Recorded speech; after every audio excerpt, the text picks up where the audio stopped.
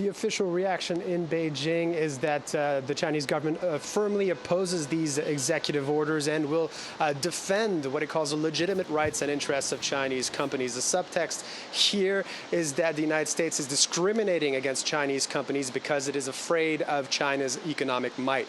But really, these executive orders are raising a lot of questions because of their sort of vague wording, especially the term transaction, which has not been specified here.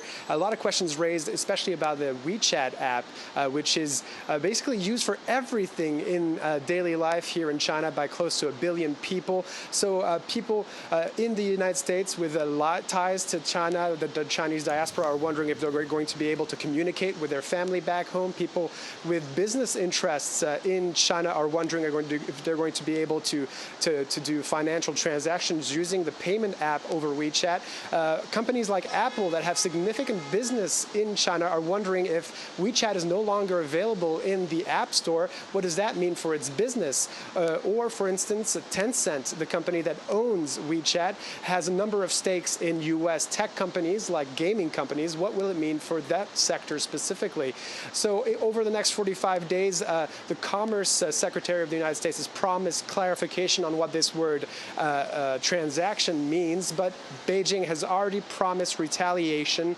But it's not clear what this is going to look like, considering the fact that U.S. tech companies like Facebook, Google, or Twitter are already banned in China. Well, Charles, what about Trump's reasons for doing this? Is there any evidence to support his claim that these two apps, TikTok and WeChat, are a threat to U.S. national security? That's right. The Trump administration keeps saying that apps like TikTok, like WeChat, are a threat to American national security. The executive order, for instance, that was published late on Thursday night in Washington says that WeChat will automatically capture large swaths of information and threatens to allow the Chinese Communist Party to access United States citizens' personal information.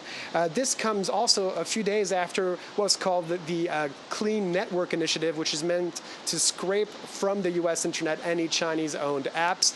What's behind this claim is mostly a 2017 national intelligence law that says the United States that China's government can require any company to provide any information it needs.